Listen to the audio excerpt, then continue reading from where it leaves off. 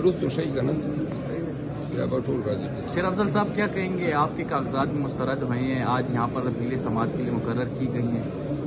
जी मेरे समेत पूरी तहरीक इंसाफ के कागजात नामजदगी मुस्तरद हुए हैं। बड़े मज़ा का खेज आर्डर्स है।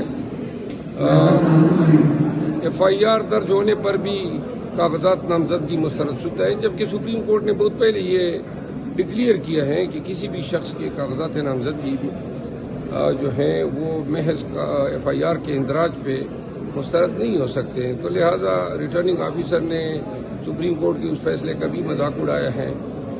मेरे कागजात नामजदगी जो हैं वो पेशावर के जितने भी वाटर सप्लाई स्कीम में 6 शेर अफजल जो हमनाम है मेरे, उनके बिल मेरे खाते में डाल के रिटर्निंग अफसर ने जल्दी से मुस्तरद कर दिए। ये फेल WHSP के अफसरान का, क्योंकि मेरा शनाख्ती कार्ड और मेरे नॉमिनेशन पेपर की डिटेल्स के साथ उनके पास दिया था, तो उनको चाहिए था कि जो सब्सक्राइबर का शनाख्ती कार्ड मेरे शनाख्ती कार्ड नंबर से मिलता उनकी डिटेल्स देते। मैंने कभी पेशावर में कोई वाटर सप्लाई स्कीम के लिए अप्लाई नहीं किया है।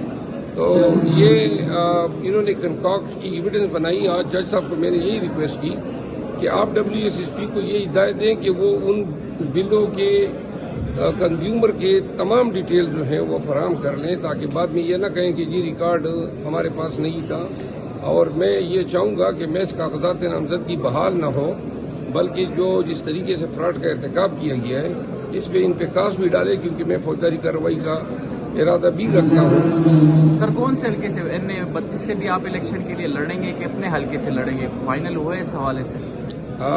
मुझे खान साहब ने हिदायत की थी कि आप NA-32 से लड़ेंगे और जो पार्टी का फैसला होगा मैं उसी को फॉलो। सर क्या कहेंगे, कल पेशावर हाई कोर्ट ने जो स्टे दिया था बल्ले के निशान के ऊपर, वो भी जो है वापस ले लिया गया है। बल्ले का निशान आप लोगों को मिलता है नहीं मिलता है, इलेक्शन के लिए क्या स्ट्रेटजी होगी? जो आर्डर पेशावर हाई कोर्ट के जज साहब ने किया है बल्ले के निशान के हवाले से, वो इस आर्डर पे हम इंतहाई अफसोस का इजहार करते हैं। ये आर्डर जो मुसल्लमा कानूनी और आईनी नज़ायर हैं वो इससे बिल्कुल मुख्तलिफ हैं। फाजिल जज साहब ने जो है बहैसियत कोर्ट ऑफ अपील बनकर अपने ही कोलीग जज साहब के आर्डर को वेकेट किया है, जबकि जुडिशल प्रॉपर्टी का तकाजा था कि 9 तारीख को ये केस मुकर्रर भी था। तो लिहाजा 9 तक जो है वो केस को एडजर्न भी कर सकते थे। दूसरी बात ये है कि उन्होंने एक ओपिनियन दी और ओपिनियन देते हुए उन्होंने मेरिट को टच किया, जबकि ये बदनज़र में इर्रेपरेबल लॉस के नोशन पे और बैलेंस ऑफ कन्वीनियंस को देख के इंटरम या इंटरलॉक्यूटरी ऑर्डर किया जाता है।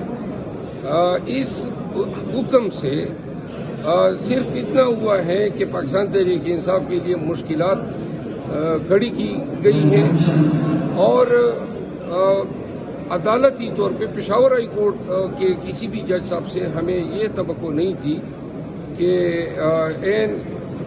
इस मौके पे ऐसे आर्डर का जो है इजरा किया जाएगा। इस आर्डर से जमहूरियत, रूल ऑफ लॉ और सुप्रीमेसी ऑफ कॉन्स्टिट्यूशन जो है उसको शदीद दचका लगा है।